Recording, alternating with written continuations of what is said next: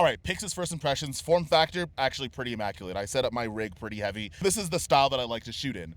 One thing that I think people kind of mention about with the PYXIS and even the Blackmagic full frame is going to be rolling shutter, but honestly, we just drove 7-8 miles in the back of a truck because clearly I am the most comfortable, and I didn't really notice a lot of rolling shutter that was there. Obviously, you're gonna get some wobbles, you're gonna get some jello, it's going to be there, but it doesn't bother me too much. But at the end of the day, with the image quality that's in there, the actual form factor that you're getting out of this guy, in my first hour of using the Blackmagic PYXIS, chef's kiss. Wait, where are you going? Where are you going? No, wait, I'm not selling it. Okay. All right. We're in the middle of nowhere, and all we wanna do is fall in love. Yeah. All I wanna do is fall in love. All I wanna do is all I wanna do is fall in love with you. So over the last couple of days, I took a trip to the middle of nowhere. We were testing out a couple of cameras, particularly one, which is kind of obvious, is a Blackmagic PYXIS 6K.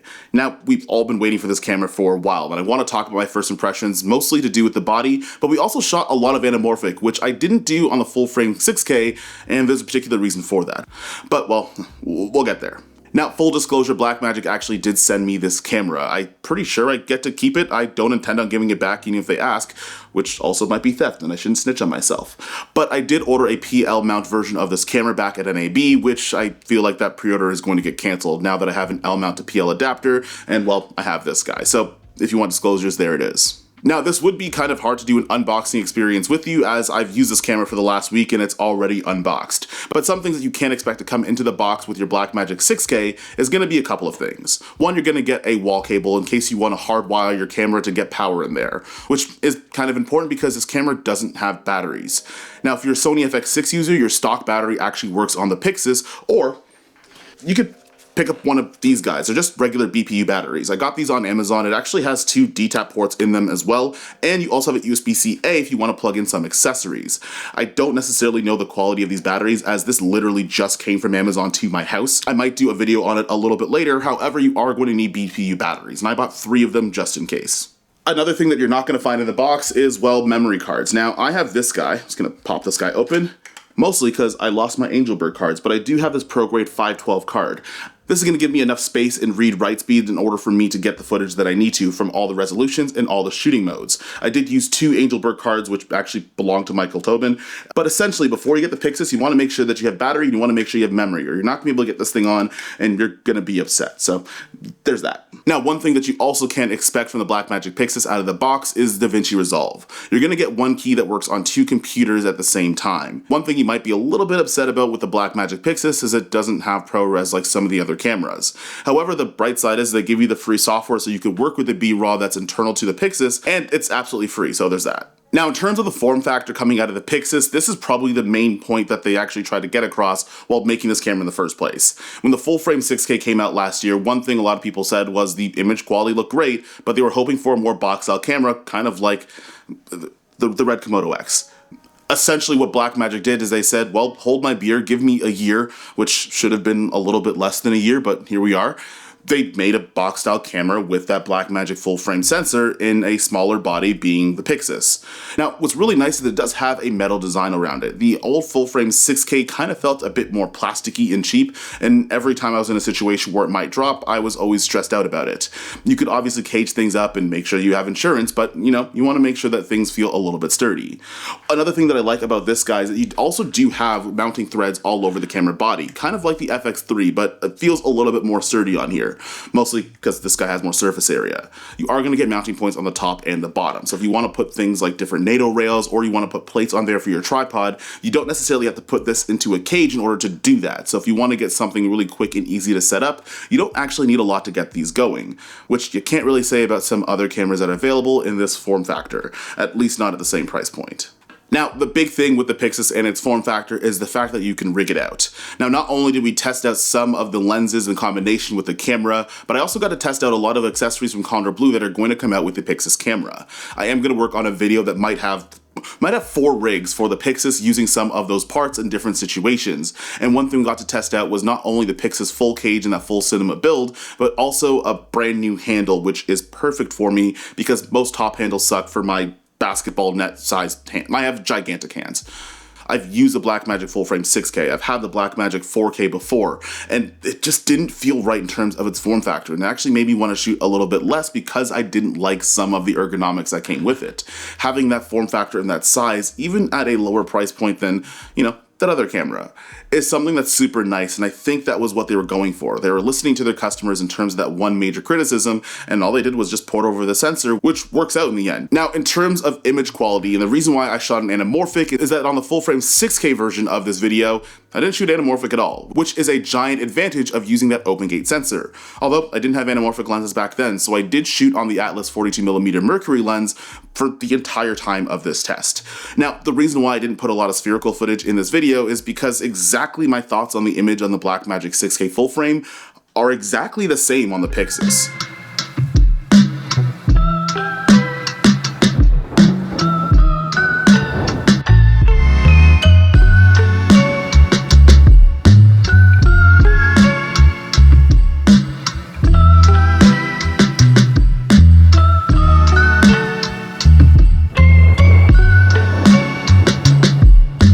Overall, the image quality looked amazing. I graded it using DaVinci Resolve. I have my own color grading workflow, and if you want to check out some LUTs, I'll leave them down in the description down below. They've always been there.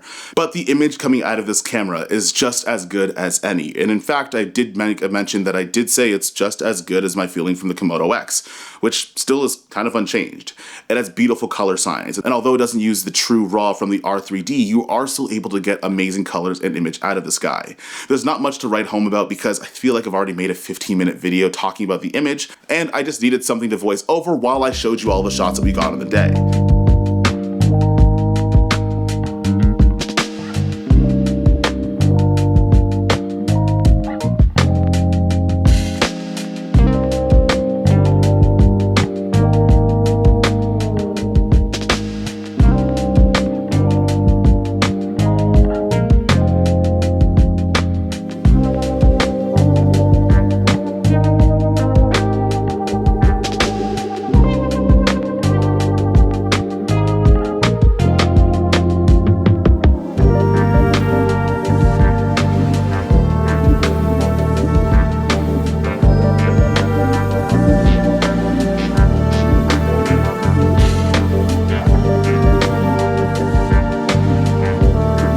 Now, one big point of contention for a lot of people is going to be rolling shutter, which I have a couple of thoughts about. Now, like I mentioned before, we did shoot out of the trunk of an ATV for most of the day, really, which gives you a ton of opportunity to have rolling shutter because we didn't use gimbals throughout the entire thing. I did have a gigantic and very heavy rig that was there, so it was a lot more stable than it usually would be. However, you are still going to get some handheld shakes here and there.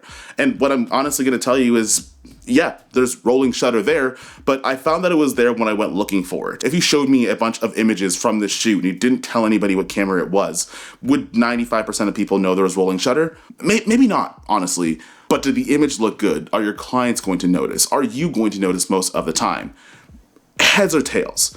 Now, for me personally, when I was watching back a lot of this footage while I was grading back a lot of things, when there was a bump and a shake here and there, you'd notice a little bit of wobble. However, it didn't bug me so much, and I didn't feel like even shooting handheld out of the back of a moving car, like I ruined any sort of footage. Everything still looked good. It's still graded well, and at the end of the day, if I'm happy with the image, whether it's a global shutter or not, it's kind of irrelevant for me. Now, keep in mind, there are different readout speeds depending on what shooting mode you're going to be using. If you're using a 6K full frame open gate, it's going to give you the highest rolling shutter at about like 25 milliseconds. But it drops down by 20% if you want to go to a smaller windowed version. And it goes down even further when you go down to the 241, which actually is really nice because anamorphic deliverable usually is going to be around that aspect ratio anyways, which actually drops down that millisecond readout by like 40%. So you will get better rolling shutter, you just have to window in your sensor in order to do that. And at 15 milliseconds at 241 or 17:9 in 4K, I might actually be completely okay with that, because if 15 milliseconds versus a global shutter and the body is going to be half the price, and the Red Komodo and Red Komodo X also don't have 3x2 open gate, I'm okay with that. You might not be okay with that, but I'm totally fine getting an image quality that's that great, albeit paired with really expensive lenses, but still looks really good. If you're someone that knows you need global shutter, I don't know how to help you and I don't know why you're here, but if you're somebody that wants to get great images out of the Blackmagic PYXIS, or you're wondering if you're gonna get a lot of wobbles and shakes that might ruin your footage, for me personally, It didn't. I also want to add that during this test, there was a kind of dividing of paths. One thing, if you're testing cameras with your friends, maybe don't all go to the same place. And we started to figure that out when we were going up a mountain in Utah, and I decided I liked living, so I decided to turn back and go all the way down and get different shots that were a lot more safe. Whereas Mike, Tobin, Brady, Lucas, and the other guys, well, this happened.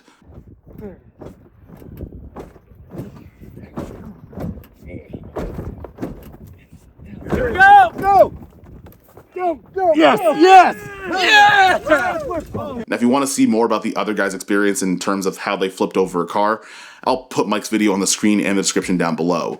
Now, overall, my first impressions and my experience with the PYXIS is, well, it's a great camera. I said it was going to be a good camera. I said it was going to be a good release months ago, despite very angry red users. But overall, the image quality, the ability to grade it, the fact that it does come with that software free for 2 computers, the price point that it is in terms of getting into that more traditional level of filmmaking with great image quality at a lower price point is going to help out a lot of people. There's a ton of things going for the PYXIS and a ton of things I'm going to be excited about as I use it more and more. But all that glitters isn't gold, and there might be some things that you want to be aware of that might not mean that this camera is perfect.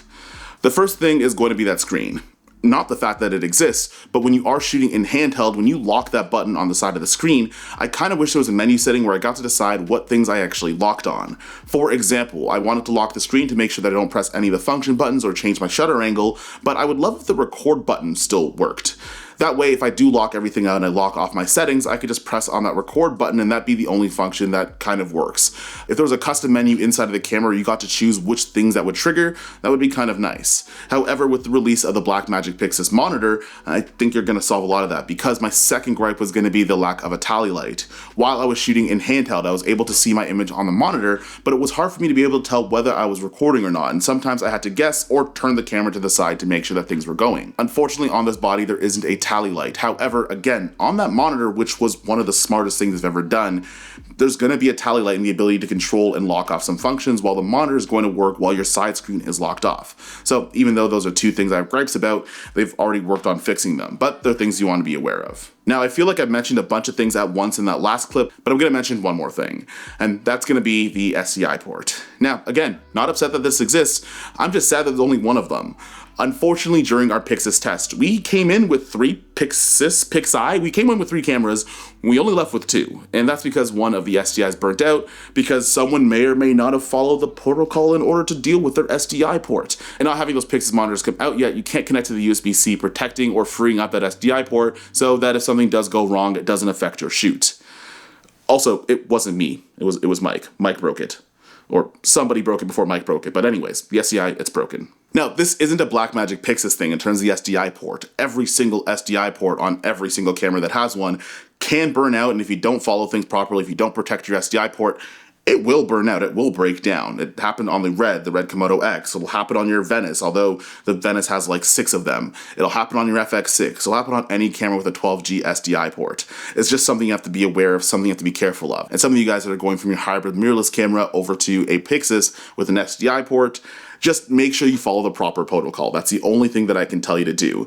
This actually technically isn't a con, but just a cautionary tale of make sure you know what you're doing. Now, it would be impossible for me to make this a full review of the camera. I wanted to give my first impressions, and also there are 24 other videos that I've planned for the Blackmagic PYXIS alone. But I want to set up some expectations, as this is going to be the first in the playlist. For one, I wouldn't expect the PYXIS to replace your FX3 or your S5 IIX or your other hybrid camera, for the same reason why you don't take a Ferrari off-roading. The reason and the main uses for this camera is to enter a more traditional style of filmmaking workflow, albeit just at a lower price. Now, secondly, for somebody that knows you need global shutter, someone that really wants super fast readouts, it's not the camera for you. And there's nothing that's going to be able to tell you otherwise. Now, you can look at some of the footage and see whether or not it bothers you in terms of some of the rolling shutter artifacts. And if it doesn't bother you, or it hasn't throughout this entire video, maybe you don't need global shutter. There, I said it. There are going to be different cameras that are going to be able to do particular things. Blackmagic wanted to make a cheaper camera because they like to disrupt the market like that. There might be some things they're going to be missing. Unfortunately, we're not going to get a built-in ND global shutter camera with interchangeable mounts and all the other stuff for $3,000. It doesn't exist, and I don't actually think there's an L-mount full-frame camera that does have an ND filter built into it, outside of technically the Ronin 4D and the Ursa 12K. which are cameras that are going to be 3 to 4 times as much as the PYXIS. So if you're expecting that, you might have to spend a little bit more money. However, in this price point, I think they did a lot more than what we bargained for, which is something that Blackmagic does a good job of. However, if you are looking for a big red Nikon elephant, they're on sale right now. And lastly, and we're going to refer back to a video from a couple of months ago and me selling my red Komodo X in order to buy the PYXIS. I actually did that. Now, I did pre-order the PL mount version because most of my lenses are going to be PL, but that was also before I got a bunch of L mount stuff for the Lumix cameras I have. So now this L mount camera is great, but reminding that Blackmagic did send me the L mount, but I think I'm just going to cancel my PL order and just roll with this one instead. Now, there were people that were very upset with that selling and purchasing decision, which is kind of weird if I'm going to admit, but it is what it is. But one of the things that I wanted to say is that if the crime that was committed was selling a $10,000 camera to use a $3,000 one because it's fine, I'll happily go to jail. I won't happily go to jail, but you know, nothing was really wrong done there.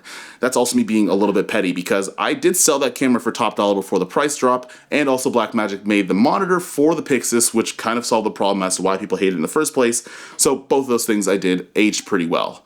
Again, that's me being petty for like 30 seconds, but I needed to say it. I regret nothing from selling the red Komodo X, and I'm gonna have a great time using the PYXIS. That being said, in my experience of using this for 36 hours, sitting in the back of a moving car, having an ATV flip over, didn't even mention the fact that we almost thought we were gonna die in a wildfire and we lost one of the PYXIS cameras. Great experience. I do think that the image quality is just as good as some of the other higher end cameras. It's going to look great. You're going to have a great time with it.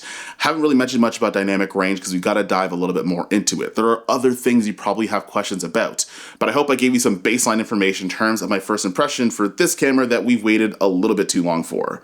That being said, if you guys do want to subscribe to the channel, there are 24 more videos of the Blackmagic PYXIS over the next couple months. If you want to see them all, well, you got to click that bell notification too. That being said, the YouTube algorithm probably thinks you want to see something about the Canon C80. Maybe it doesn't, but if you're interested, well, I'll see you there. Peace.